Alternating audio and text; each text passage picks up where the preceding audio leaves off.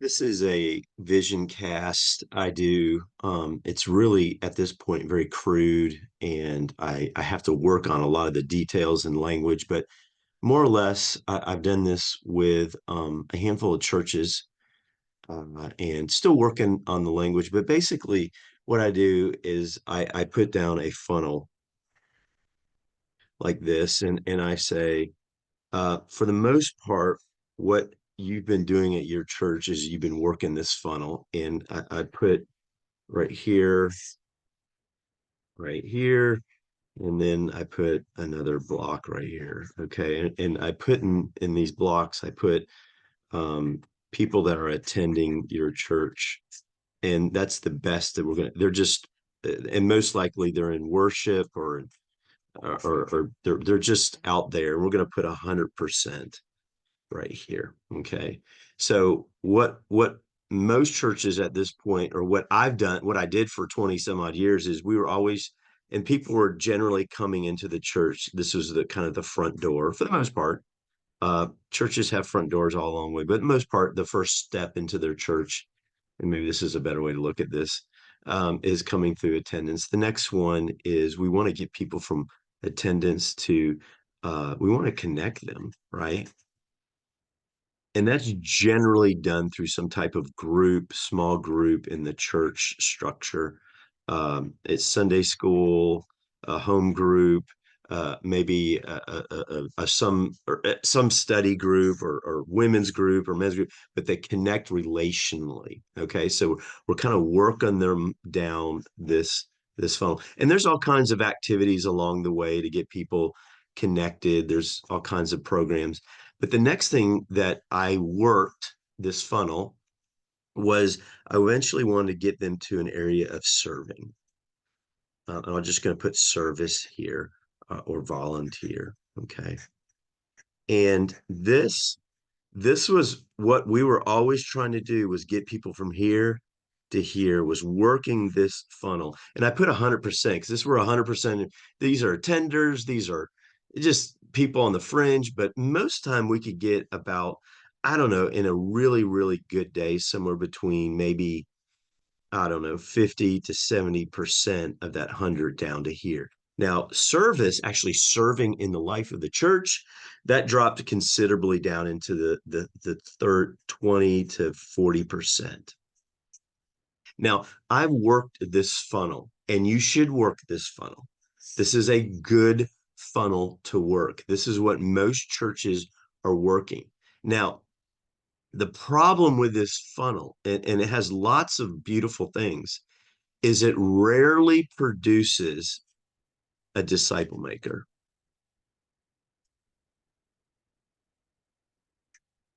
And it rarely produces a gospel share because everything's attractional. You're bringing people in. It never really requires these skill sets from people because the machine is working people through it. At best, this funnel, well, let me say this much. This funnel has a diminishing return because less and less people get down to here. Now, this is a little bit of a harsh thing to say. And again, I'm painting with a broad brush, but in its best day, this funnel produces what we call a mule. And that's a term I stole from the navigators, that a mule is an animal that it can only work, and it does a lot of work, but it cannot reproduce.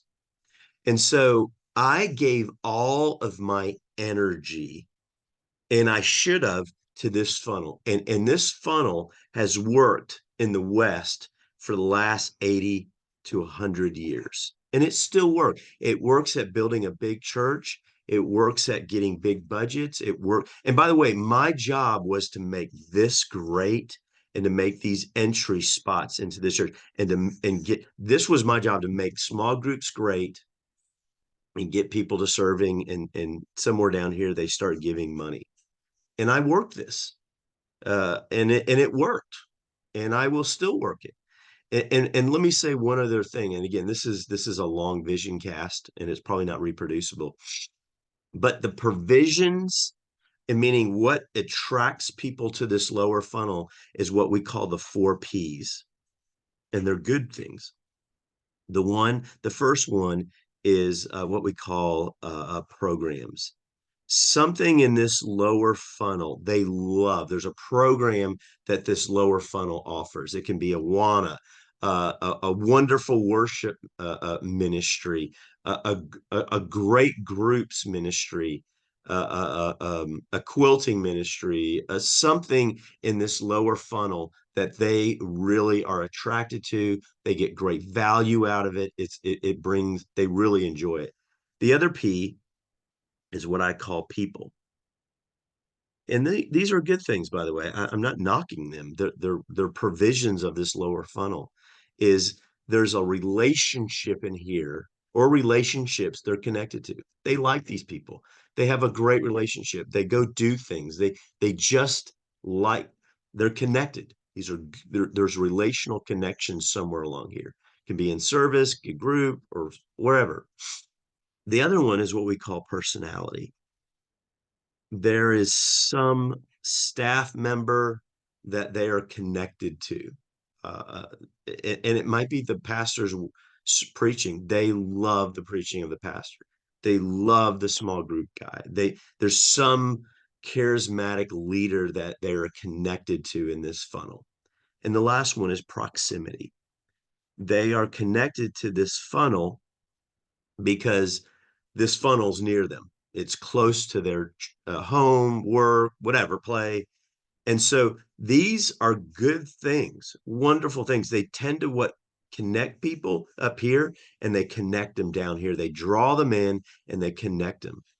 The problem with these 4 Ps is if any of these 4 Ps shift, the people tend to shift with it.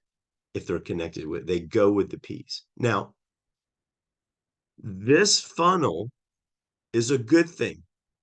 So here's what I say, that don't stop doing this funnel, but you create another funnel in the midst of it.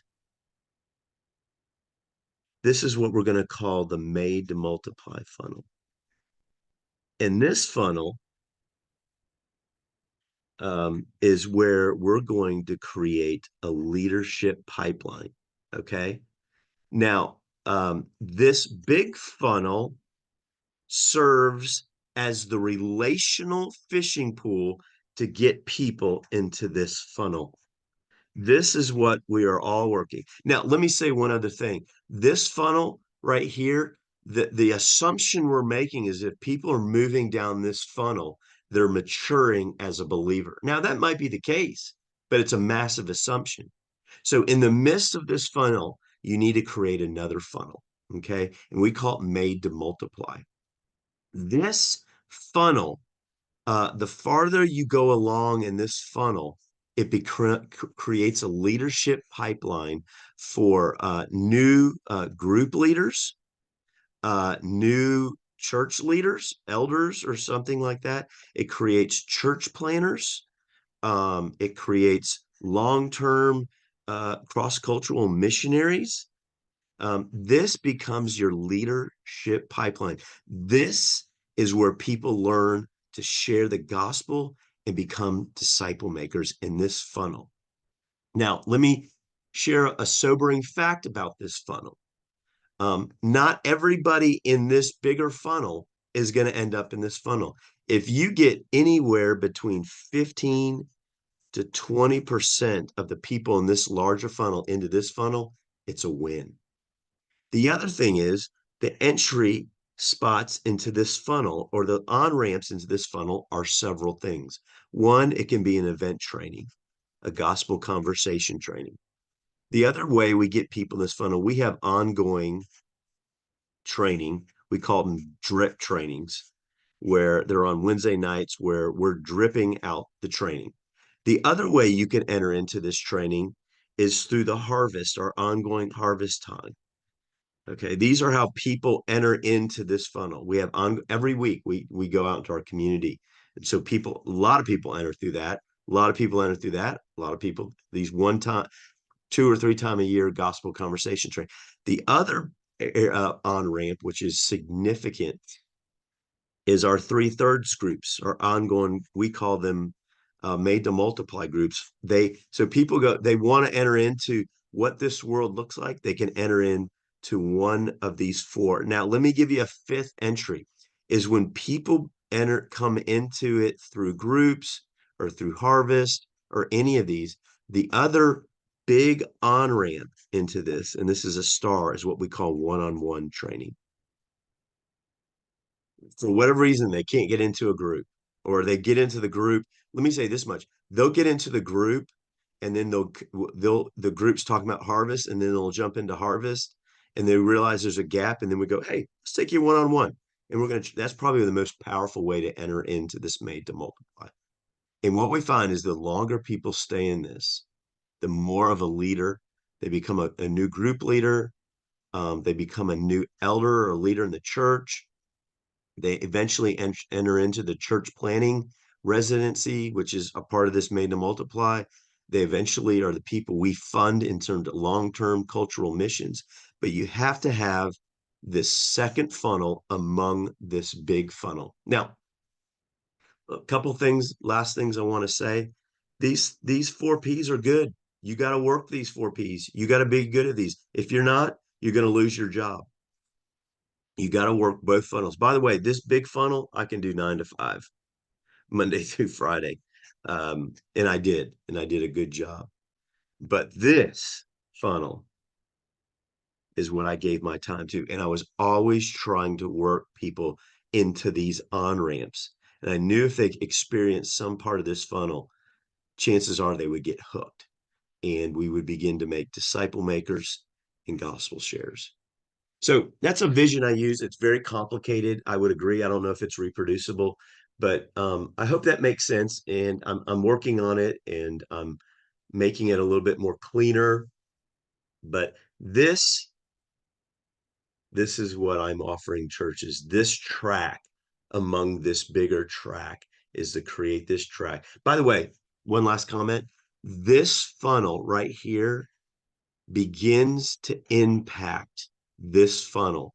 You're going to begin to hear language about this funnel in here, in here, and in here.